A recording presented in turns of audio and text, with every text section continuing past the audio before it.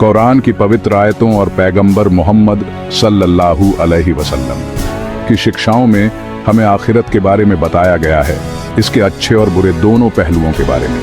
जहन्नुम, जिसका अक्सर अनुवाद नर्क के रूप में किया जाता है, को अकल्पनीय पीड़ा के स्थान के रूप में वर्णित किया गया है, जो उन लोगों के लिए आरक्षित है जो अल्लाह के संदेश को अस्वीकार करते हैं और उनके मार्गदर्शन के विपरीत जीवन जीते हैं। यह इस दुनिया में हमारे कार्यों के परिणामों की एक कठोर याद दिलाता है और हमें धार्मिकता की ओर आग्रह करता है। हालांकि जहन्नुम की अवधारणा भय पैदा कर सकती है, यह याद रखना आवश्यक है कि अल्लाह न्यायपूर्ण और दयालु है। जहन्नुम का वर्णन हमें डराने के लिए नहीं, बल्कि हमारे दिलों को जगाने और हमें पवित्रता और सदाचार के मार्ग पर ले जाने के लिए है। हमें याद रखना चाहिए कि अल्लाह सबसे अधिक क्षमाशील है और हमें लगातार उसकी दया और क्षमा मांगने के लिए आमंत्रित करता है। जहन्नुम की प्रकृति को समझने से हमें अल्लाह की शिक्षाओं के अनुरूप जीवन जीने के महत्व का पता चलता है। यह हमें अपने पापों के लिए क्षमा मांगने और अल्लाह की प्रसन्नता अर्जित करने का प्रयास करने के लिए प्रोत्साहित करता है। यह समझ हमें नेक कार्यों को चुनने और अपने जीवन के सभी पहलुओं में उनके मार्गदर्शन की तलाश करने के लिए प्रेरित करती है। अंततः जहन्नुम की अवधारणा अल्लाह की इच्छा के प्रति समर्पित जीवन जीने, उनकी क्षमा मांगने और स्वर्ग के शाश्वत आनंद के लिए प्रयास करने के महत्व की एक शक्तिशाली याद दिलाता है। कुरान जहन्नुम को आग के एक रसातल के रूप में वर्णित करता है, जिसकी गहराई अथाह है। आग स्वयं इस दुनिया में हमारे द्वारा जानी जाने वाली किसी भी चीज से अलग है, कहीं अधिक तीव्र और कष्टदायक है। एक हदीस में उल्लेख है कि हम पृथ्वी पर जो आग अनुभव करते हैं वह जहन्नुम की गर्मी का एक छोटा सा अंश मात्र है। जिस प्रकार स्वर्ग के आशीर्वाद हमारी समझ से परे हैं, उसी प्रकार जहन्नुम की सजाएं भी हैं। इसकी विशालता और इसकी पीड़ा की गंभीरता धार्मिकता के मार्ग से भटकने के खिलाफ एक कठोर चेतावनी के रूप में कार्य करती है। जहन्नुम की विशालता अल्लाह के संदेश को अस्वीकार करने और उनके आदेशों की अवज्ञा करने की गंभीरता को दर्शाती है। यह इस बात पर जोर देता है कि इस जीवन में हमारे कार्यों के परिणाम हमारे सांसारिक अस्तित्व से कहीं आगे तक फैले हुए हैं। जहन्नुम की गहराइयों के वर्णन हमें निराशा से नहीं भरना चाहिए, बल्कि अल्लाह की क्षमा मांगने और उसके दया के योग्य जीवन जीने का प्रयास करने के लिए प्रेरित करना चाहिए। इस्लामी विद्वान कुरान और हदीस की व्याख्या करते हुए विभिन्न स्तरों और प्रकार के जहन्नुम का वर्णन करते हैं। प्रत्येक के अपने विशिष्ट प्रकार के दंड हैं। प्रत्येक स्तर पर दंड की गंभीरता सांसारिक जीवन में किए गए पापों की गंभीरता से मेल खाती है। कुछ विद्वान जहन्नुम को 7 द्वारों वाला बताते हैं, जिनमें से प्रत्येक एक अलग स्तर की ओर जाता है। अन्य लोग इन स्तरों के लिए विशिष्ट नामों का उल्लेख करते हैं, जैसे सईर, जहीम और हुतमा। प्रत्येक एक विशेष प्रकार की पीड़ा का प्रतीक है। अलग अलग दंडों की यह अवधारणा अल्लाह के पूर्ण न्याय को रेखांकित करती है। यह इस बात पर प्रकाश डालता है कि प्रत्येक व्यक्ति को अपने कर्मों के लिए जवाबदेह ठहराया जाएगा और उसके अनुसार दंडित किया जाएगा। जहन्नुम के विभिन्न स्तरों को समझना हमारे पापों से पश्चाताप करने और अल्लाह की क्षमा मांगने के महत्व की एक कठोर याद दिलाता है।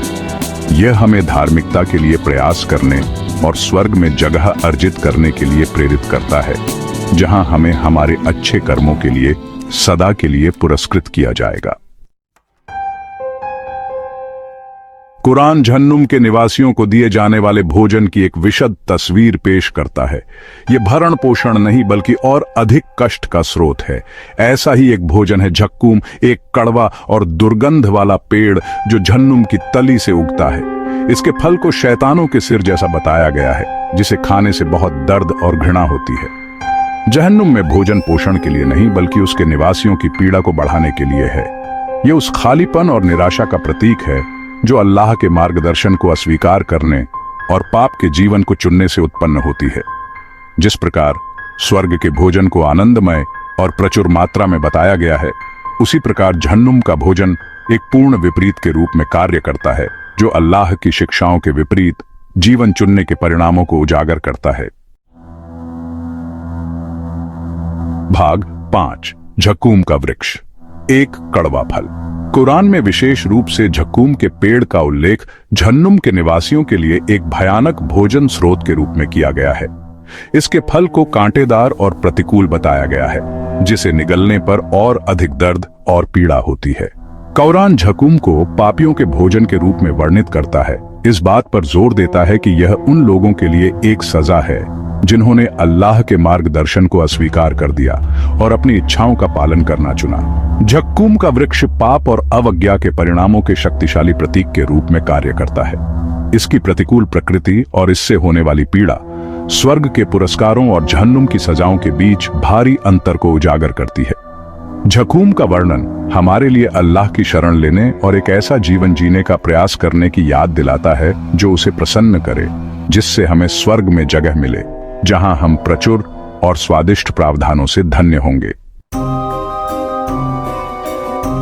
भाग 6। आग से पीना जहन्नुम के पेय पदार्थ। कष्टदायी भोजन के अलावा जहन्नुम के निवासियों को भयावह पेय भी दिए जाते हैं। ठंडे ताजा पानी के बजाय उन्हें ऐसे गर्म तरल पदार्थ दिए जाते हैं जो उनके अंदरूनी हिस्सों को जला देते हैं। कुरान में हामिम जैसे पेय पदार्थों का उल्लेख है, एक उबलता हुआ तरल पदार्थ और घिसलिन मवाद और रक्त जो जहन्नुम में पीड़ित लोगों को दिया जाता है। ये पेय बुझाने के बजाय उनकी प्यास और पीड़ा को और तेज करते हैं। जहन्नुम के पेय पदार्थ भोजन की तरह दंडित करने और पीड़ा देने के लिए डिजाइन किए गए हैं। वे उस पूर्ण अभाव और निराशा का प्रतिनिधित्व करते हैं जो उन लोगों का इंतजार करती है जो अल्लाह की दया और मार्गदर्शन को अस्वीकार करते हैं। इन भयानक पेय पदार्थों का वर्णन हमारे लिए एक कठोर अनुस्मारक के रूप में कार्य करना चाहिए कि हम इस दुनिया में अल्लाह द्वारा हमें दिए गए आशीर्वादों के लिए आभारी रहें और स्वर्ग के शाश्वत पुरस्कारों को प्राप्त करने के लिए उनकी प्रसन्नता अर्जित करने का प्रयास करें। भाग 7। अलग अलग दंड इस्लामी विद्वानों के दृष्टिकोण।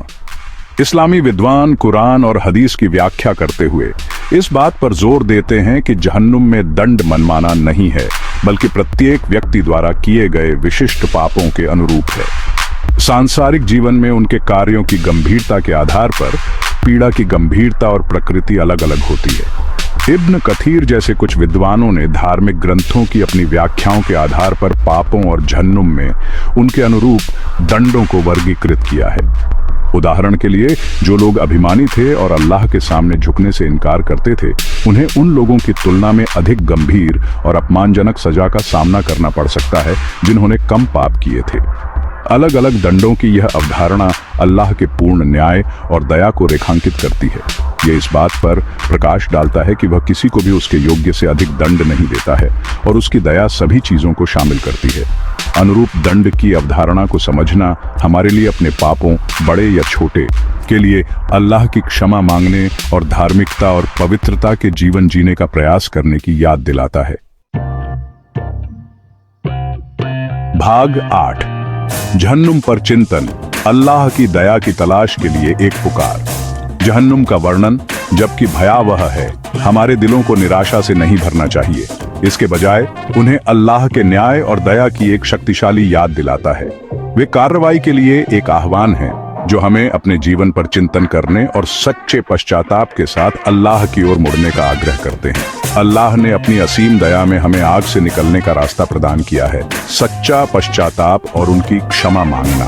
वह सबसे अधिक क्षमाशील, सबसे दयालु है और अपने बंदों के सच्चे पश्चाताप को स्वीकार करने के लिए हमेशा तैयार रहता है। जहन्नुम की भयावहता पर विचार करने से हमारे भीतर अल्लाह की प्रसन्नता प्राप्त करने और स्वर्ग में जगह अर्जित करने की तीव्र इच्छा जागृत होनी चाहिए, जहां शाश्वत आनंद और आनंद की प्रतीक्षा है।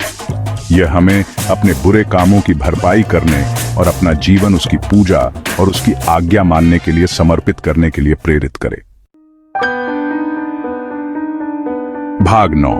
निष्कर्ष, स्वर्ग के लिए प्रयास। जहन्नुम की अवधारणा को समझना डर पैदा करने के लिए नहीं, बल्कि धार्मिकता और पवित्रता के मार्ग पर हमारा मार्गदर्शन करने के लिए है। यह हमारे कार्यों के परिणामों की एक कठोर याद दिलाता है और हमें स्वर्ग के शाश्वत आनंद के लिए प्रयास करने के लिए प्रेरित करता है। हमें याद रखना चाहिए कि अल्लाह सबसे दयालु है और हमें लगातार उसकी क्षमा मांगने के लिए आमंत्रित करता है। उसने हमें कुरान और पैगंबर मोहम्मद सल्लल्लाहु अलैहि वसल्लम की सुन्नत में स्पष्ट मार्गदर्शन प्रदान किया है, ताकि हम ऐसा जीवन जी सकें जो उसे प्रसन्न करे। अल्लाह हमें जहन्नुम की आग से बचाए और हम सभी को स्वर्ग में सर्वोच्च पद प्रदान करे। आमीन।